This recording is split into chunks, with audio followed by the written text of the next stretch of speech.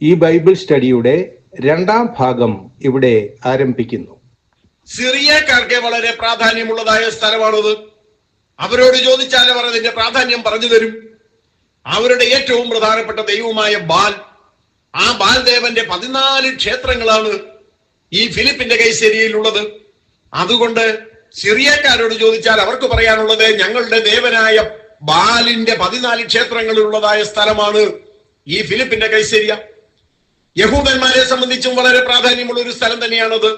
യഹൂദന്മാർ തങ്ങളുടെ ജീവിതത്തിന്റെ തന്നെ ഭാഗമായി കണക്കാക്കി വരുന്ന യോർദാൻ നദിയുടെ ഉത്ഭവസ്ഥാനമാണ് ഈ പാനിയാസ് എന്ന് പറയുന്നത്, അല്ലെങ്കിൽ ഈ ഫിലിപ്പിന്റെ കൈസരിയ എന്ന് പറയുന്നത്.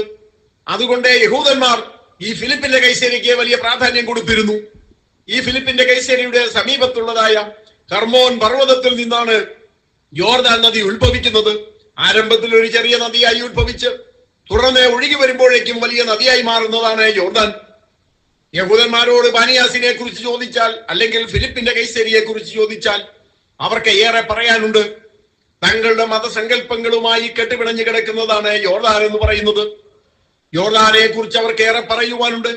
പണ്ടൊരു കാലത്ത് തങ്ങളുടെ പിതാക്കന്മാർ അതുവഴി കടന്നു വന്നതാണ്. പെട്ടകം ചുമക്കുന്നതായ പുരോഹിതന്മാർ വെള്ളത്തിൽ കാലുവെച്ചപ്പോൾ യോർദാൻ ഒരു അണക്കെട്ട് പോലെ അവിടെ നിന്നുപോയി. സിറിയക്കാരനായ നയമാൻ എത്ര വട്ടം സിറിയയിലെ പല നദികളിലും കുളിച്ചിട്ടും ശുദ്ധമാകാത്ത കുഷ്ഠവുമായി തങ്ങളുടെ ദേശത്തേക്ക് എത്തുകയും ഈ യോർദാൻ നദിയിൽ കുളിച്ച് ശുദ്ധമാകുകയും ചെയ്തതാണ്. കൊയ്ത്തുകാലത്തൊക്കെയും ഈ യോർദാൻ ഇരുകരയും കവിഞ്ഞൊഴുകും. അങ്ങനെ യോർദാനെ കുറിച്ചും അതിന്റെ ഉത്ഭവസ്ഥാനമായ ഫിലിപ്പിന്റെ കൈസരിയെ കുറിച്ചും യഹൂദന്മാർക്കുമേറെ പറയാനുണ്ട്. റോമാക്കാർ, ഗ്രീക്കുകാർ, ആ ദേശക്കാരായ സിറിയക്കാർ, അതുപോലെ ദൈവത്തിന്റെ സ്വന്തം ജനമെന്നറിയപ്പെടുന്ന യഹൂദന്മാർ, ഈ 4 തരം ആൾക്കാർക്കും ഏറെ പ്രാധാന്യമുള്ള സ്ഥലമാണ് ഫിലിപ്പിന്റെ കൈസരിയ എന്ന് പറയുന്നത്. ഇത്തരം ഒരു സ്ഥലമാണ് യേശു ജനങ്ങൾ തന്നെ കുറിച്ച് എന്തു പറയുന്നു എന്ന് ശിഷ്യന്മാരോട് ചോദിക്കുവാൻ വേണ്ടി തിരഞ്ഞെടുത്തത്. എന്തുകൊണ്ടാണ് കർത്താവായ യേശു ക്രിസ്തു തന്നെ കുറിച്ച് ജനങ്ങൾ എന്തു പറയുന്നു എന്ന് അന്വേഷിക്കുവാനായി ഫിലിപ്പിന്റെ കൈസരിയ തന്നെ തിരഞ്ഞെടുത്തത്? ഈ പറഞ്ഞു വന്ന കാര്യങ്ങളിൽ നിന്നും വിഷയം വ്യക്തമായി കാണുമെന്ന് ഞാൻ വിശ്വസിക്കുന്നു. ലോകത്തുള്ള എല്ലാ ജനങ്ങൾക്കും ഫിലിപ്പിന്റെ കൈസരിയെ കുറിച്ച് എന്തെങ്കിലുമൊക്കെ പറയാനുണ്ട്. റോമാക്കാരോട് ചോദിച്ചാൽ പറയും ഞങ്ങളുടെ ചക്രവർത്തിയായ കൈസറെ തന്നെ ദൈവമാക്കി വെച്ചിട്ടുള്ള ഒരു സ്ഥലമാണ് ഫിലിപ്പിന്റെ കൈസരിയ എന്ന് പറയുന്നത്. കൈസരി എന്ന പേര് തന്നെ ഞങ്ങളുടെ ചക്രവർത്തിയുടെ പേരിൽ നിന്നുണ്ടായതാണ്. അതുകൊണ്ട് ഞങ്ങൾക്ക് പ്രാധാന്യമുള്ള സ്ഥലമാണ് ഫിലിപ്പിന്റെ കൈസരിയ. ഗ്രീക്കുകാരോട് ചോദിച്ചാൽ അവർ പറയും ഞങ്ങളുടെ ദേവനായ പാനിന്റെ ജന്മസ്ഥലമാണത്. പാനിന്റെ ഏറ്റവും പ്രധാനപ്പെട്ട ഒരു ക്ഷേത്രം സ്ഥിതി ചെയ്യുന്ന സ്ഥലമാണത്. അതുകൊണ്ട് ഫിലിപ്പിന്റെ കൈസരിയ എന്ന് പറയുന്ന സ്ഥലം ഞങ്ങൾക്ക് പ്രാധാന്യമുള്ളതാണ്. കൈസരിയ എന്ന പേര് പോലും ശരിയല്ല. യഥാർത്ഥത്തിൽ ആ സ്ഥലത്തിന് പാനിയാസ് എന്നാണ് പേര്. അതുകൊണ്ട് പാനിന്റെ ജന്മസ്ഥലമായ പാനിയാസാണ് ഈ കൈസരിയ. അത് ഞങ്ങൾക്ക് പ്രാധാന്യമുള്ള സ്ഥലമാണ്. തദ്ദേശീയരായ സിറിയക്കാരോട് ചോദിച്ചാൽ അവർ പറയും ഞങ്ങളുടെ ദേവനായ ബാലിന്റെ 14 ക്ഷേത്രങ്ങൾ സ്ഥിതി ചെയ്യുന്ന സ്ഥലമാണിത്. തീർച്ചയായും ഇത് ഞങ്ങൾക്ക് പ്രാധാന്യമുള്ള സ്ഥലം തന്നെയാണ്. യഹൂദന്മാരോട് ചോദിച്ചാൽ അവർ പാരമ്പര്യത്തിന്റെ കെട്ട് തന്നെ അഴിച്ചിടും. തങ്ങളുടെ പിതാക്കന്മാർ പെട്ടകവുമായി വന്ന് അവിടെ കാല് ചവിട്ടിയതും ആ യോർദാൻ നദി ഒരു അണക്കെട്ട് പോലെ അവിടെ നിന്നതും അവർ പറയും. നയമാൻ സൗഖ്യമായ കഥ പറയും. കൊയ്ത്തുകാലത്ത് യോർദാൻ കരകവിഞ്ഞൊഴുകുന്ന കഥയും അവർ പറയും. തങ്ങളുടെ മതസങ്കല്പങ്ങളുമായി, തങ്ങളുടെ സംസ്കാരവുമായി, ജീവിതവുമായി അഭേദ്യമായി ബന്ധപ്പെട്ടിരിക്കുന്ന സ്ഥലമാണ് കൈസരിയ എന്ന് ഏത് യഹൂദനും പറയുമെന്ന് തീർച്ചയാണ്.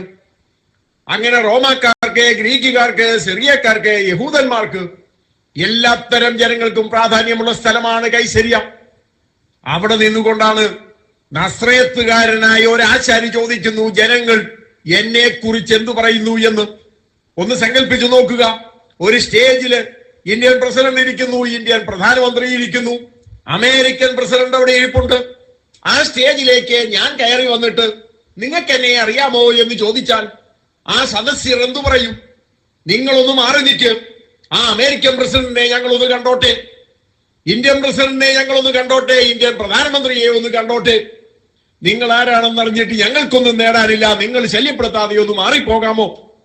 ഇതുപോലെ ഒരു സാഹചര്യമാണ് ഫിലിപ്പിന്റെ കൈസരിയിലുള്ളത്. യേശു നസ്രയത്തിൽ നിന്നുള്ള ഒരു ആശാരിയാണ്. കൂടെയുള്ളവർ വിദ്യാഭ്യാസമില്ലാത്തതായ സാധാരണക്കാരായ കുറെ ആൾക്കാരും 12 ശിഷ്യന്മാരുമായി യേശു അവിടെ നിൽക്കുകയാണ്. എന്നാൽ പിന്നിൽ നിൽക്കുന്നത് ആരൊക്കെയാണ്? ലോകമടക്കി ഭരിക്കുന്നതായ കൈസർ. അവിടെ ഒരു ദേവനെ പോലെ ഒരു അമ്പലവും വെച്ച് ഇരിക്കുകയാണ്. ഗ്രീക്കുകാരുടെ ഏറ്റവും പ്രധാന ദൈവങ്ങളിൽ ഒന്നായ പാല് ആ ജനിച്ച സ്ഥലമാകിയാൽ അവിടെ അമ്പലം തന്നെ അവന് തീർത്തിരിക്കുകയാണ്. ഈ ലോകത്തിന് മഞ്ഞും മഴയും കൊടുക്കുന്നവൻ, വെയിൽ കൊടുക്കുന്നവൻ, കാലാവസ്ഥയെ നിയന്ത്രിക്കുന്നവൻ, അതുപോലെ നല്ല വിളവ് കൊടുക്കുന്നവൻ, മരിച്ചിട്ടുയർത്തവൻ, ഇങ്ങനെ 100 പ്രത്യേകതകൾ പറയാനുള്ളതായ ബാൽ എന്ന് പറഞ്ഞാൽ കർത്താവ് എന്നാണ് വാക്കിന്റെ അർത്ഥം.